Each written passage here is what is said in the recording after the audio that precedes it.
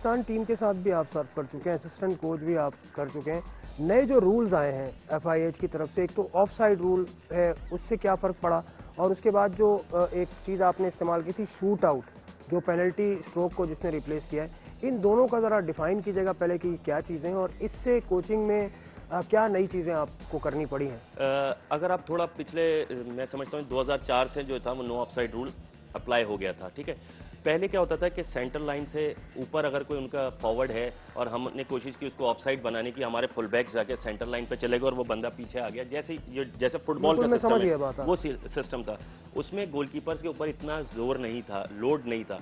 जब से no offside rule खत्म हुआ, जो ये पूरी ग्राउंड की 100 मीटर्स लेंथ और 60 मीटर्स की जो उसकी वर्थ है, इस तरह अब वो पूरा यूटिलाइज होने लगा है। अगर आप देखें कि जब नो ऑफसाइड रूल है तो हमारे 25 पे या हमारे फ्लैग कॉर्नर्स पे जो है वो बंदे खड़े हो जाते हैं उनके, तो उसकी वजह से वो स्ट्रेच हो गया है ग्राउंड। अब आपकी वो हॉकी नहीं रही कि कॉम्पैक्ट हॉकी एक साइड पे जाके, तो हम इस हिसाब से इस पे भी इनको समझाते हैं कि जी आपने कैसे इस पोजीशन में फंसना नहीं है, आपने पहले से इसकी चीज़ की कम्युनिकेशन कर लेनी है अपने प्लेयर्स के साथ। मैं समझता हूँ कि लेटेस्ट हॉकी में इस वक्त गोलकीपिंग जो है वो बहुत मुश्किल हो गई है।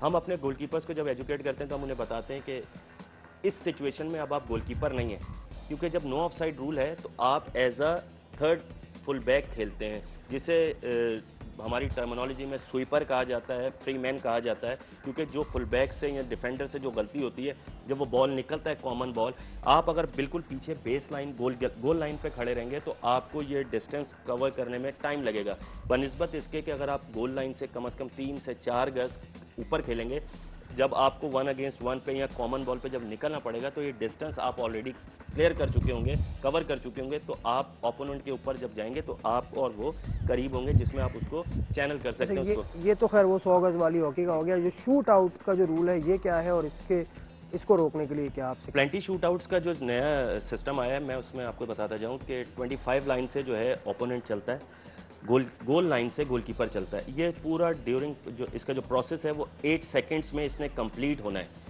अगर आप फॉरवर्ड हैं और आप या जो भी प्लेंटी शूट आउट लगा रहा है, जब वो रन करके डी के अंदर आता है, अगर वो वहां से हिट मारना चाहता है वो हिट मार सकता है, अगर वो गोलकीपर को डॉज देना चाहता है वो डॉज दे सकता है, ये अटैकिंग उसमें है। और मगर इसका जो ड्यूरेशन ऑफ टाइम है वो आपने 8 सेकंड के अंदर इसको ख़त्म करना है। 8 सेकंड माइक्रो 1 सेकंड हो जाता है, 8 सेकंड का टाइमिंग चेंज हो जाता है और वो गेंद गोल लाइन क्रॉस कर रही होती है, वो गोल डिसअला हो जाता है। तो अब इसकी डिफेंस के लिए हम अपने गोलकीपर्स को जो ट्रेनिंग दे रहे हैं, जैसे मैंने आपको बताया, कोऑर्डिनेशन, आपने अननेसेसरी गिरना नहीं है। जब आपके अंदर पैरों में जान होगी, आपके फुटवर्क अच्छा होगा, आप स्पीड से ऊपर निकलेंगे और आप अपने करीब कर लेंगे फॉरवर्ड को, फिर जब आप उसको चैनल करके एक साइड पे लेके जाएंगे, तो मैं समझता हूँ इसमें टाइम भी वेस्ट कर सकते हैं। जब टाइम वेस्ट होगा तो उसको पैनिक फील होगा, वो जो भी अटैकर होगा उसकी ये कोशिश होगी कि मैं जल्द से जल्द जो है इस चीज़ को फिनिश करूँ, उसमें वहाँ वो गलती करेगा। उसमें कौन सा मुश्किल एंगल होता है गोलकीपर के लिए जिसमें गोल होने के चांसेस ज़्यादा होते हैं? मैं समझता हूँ कि गोलकीपर जो है उसके लिए जो बेस्ट एरिया वो अपने राइट पे अलाउ करे, क्योंकि आपके पास हॉकी होती है, हॉकी आपकी एक एक्स्ट्रा सपोर्ट होती है, बनिस्बत इसके कि अगर आप उसको अपने लेफ्ट साइड पे अलाउ करेंगे, आप लेफ्ट साइड पे आप खुद उल्टे हो जाएंगे। जब आप उसको अपने राइट साइड पे अलाउ करेंगे, उसके पास एक ऑप्शन बचेगी जो है बैक हैंड। अगर वो बैक हैंड मारता है तो 50-50 चांस है, अगर वो बैक हैंड नहीं मारता, वो फिर बॉल को पीछे लेके जाता है और डॉज करने की कोशिश करता है, तो मैं समझता हूँ इसमें टाइम वेस्ट होगा। आपके ख्याल में अहमद, आपके एक्सपीरियंस से कौन सा तरीका बेहतर है? पेनल्टी, ये शूट आउट अच्छा है या स्ट्रोक्स बेहतर थे? प्लेंटी शूट आउट अभी जैसे ये एफआईएच के जो कानून जो इनके लीगल रूल्स में होता है, वो कुछ साल के लिए अप्लाई करते हैं, इसको इम्प्लीमेंट करते हैं। जैसे जब ये इसको टूर्नामेंट में किसी ने इम्प्लीमेंट करना होता है तो उससे 6 महीने साल पहले वो डोमेस्टिक लेवल पे उसको यूज़ करते हैं अपने क्लब्स में, अपनी लीग्स में। उसके बाद उनको जो व्यूज़ आते हैं उसके बाद ये इंटरनेशनल हॉकी में अप्लाई किया जाता है रूल।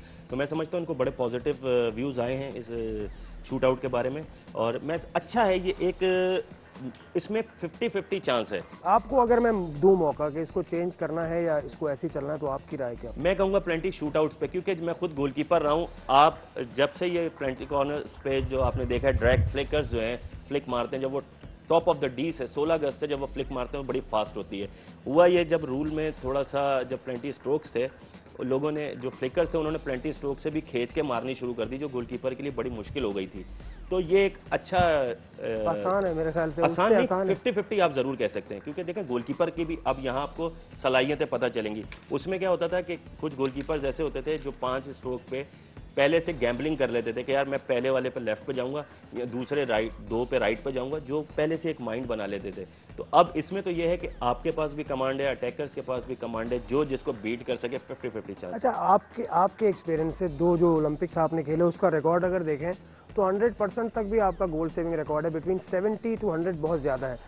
क्या आप, क्योंकि वो पुराना वाला आपने स्ट्रोक आपने रोका होगा, जी जी। कुछ अंदाज़ा हो जाता है क्या आप इन लड़कों को बता रहे हैं कि एक फॉरवर्ड की या एक जो फ्लिकर है उसकी एक खास हरकत है या उसका फुट यहाँ जाएगा तो इसका मतलब है कि उसने इधर ही पुश करनी है?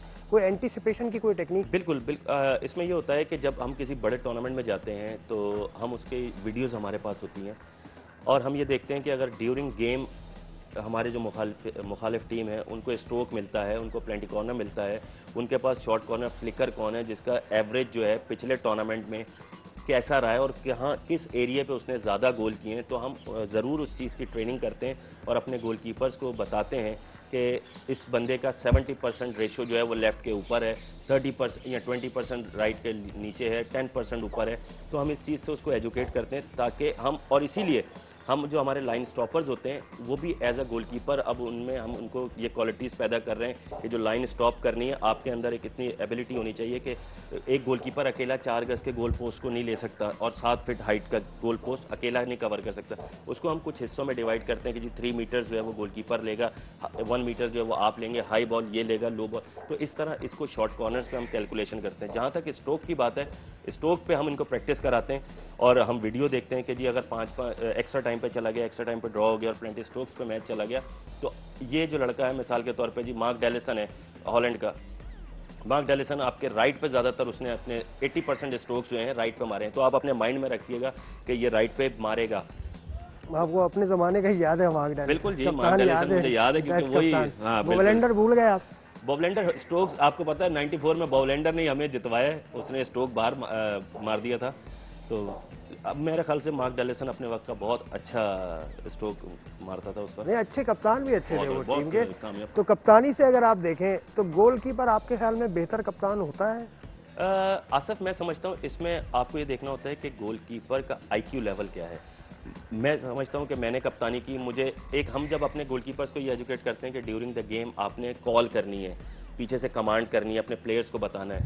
तो अगर एक गोलकीपर इस प्रेशर को सस्टेन कर सकता है और वो अपने ऊपर ये प्रेशर ना ले कि जी मैं कप्तान हूँ, अपने आप को एक नॉर्मल प्लेयर रखे और गेम को कंट्रोल करे, तो मैं समझता हूँ उससे अच्छा कोई ऑप्शन नहीं है। और अगर सीनियर है, क्योंकि यहाँ पे हमारे यहाँ जो सिस्टम है वो सीनियरिटी होता है, दुनिया में जितनी जगह आप देख लें कि जो सीनियर होता है वो कप्तान होता है, मगर इस चीज़ में हमें या हमारी सिलेक्शन कमेटी को या हमारी फेडरेशन को हेजिटेशन नहीं करनी चाहिए कि अगर हम सीनियर है गोलकीपर तो उसको इस बिहाफ पे कप्तानी ना दी जाए कि जी ये तो गोलकीपर है।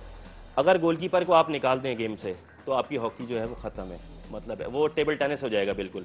तो गोलकीपर का रोल बहुत इंपॉर्टेंट है और अगर वो सीनियर है तो उसका हक है तो उसको ज़रूर कप्तान बनाना चाहिए। तो फिर आपने जो डिप्लोमेटिक बात कर दी है, हक भी है, सीनियर होगा तो बनाना चाहिए। स्किल वाइज आपने की, शाहिद साहब ने की, मंसूर ने की और सब अच्छे रहे माशाल्लाह। तो कप्तानी का वो उसमें एक तो टैलेंट तो होता है, नजर उसकी ऐसी होती है कि उसको कप्तान बना देना चाहिए। मैंने बताया कि गोल, अब जैसे हम अपनी लैंग्वेज में कहते हैं जो गोलकीपर है ना, आम नॉर्मल एक इंसान की 36 रिप्स होती हैं, पसलियां। गोलकीपर जो होता है वो 36 से ऊपर पसलियों का मालिक हो तो बहुत अच्छा होता है, चालाक होना चाहिए, उसको क्लेवर होना चाहिए। मतलब है कि इन चीज़ों की क्वालिटीज़ वो वक्त से पहले चीज़ को भाप ले कि ये चीज़ होने वाली है।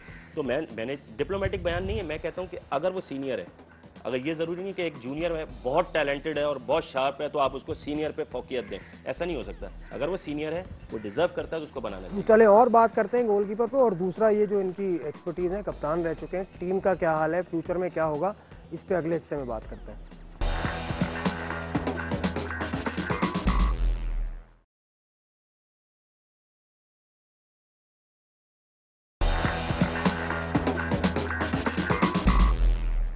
जी, प्रोग्राम में खुशामदेद। इस हिस्से में हम अहमद आलम से बात करेंगे पाकिस्तान हॉकी की इस वक्त जो सूरत हाल है और फ्यूचर में क्या हो सकता है और क्या बेहतरी हम कर सकते हैं, वो अहमद आलम से ही मैं जानने की कोशिश करूंगा। As a hockey player, Pakistan hockey lover, आपको क्या कमी इस वक्त की हॉकी में नजर आती है?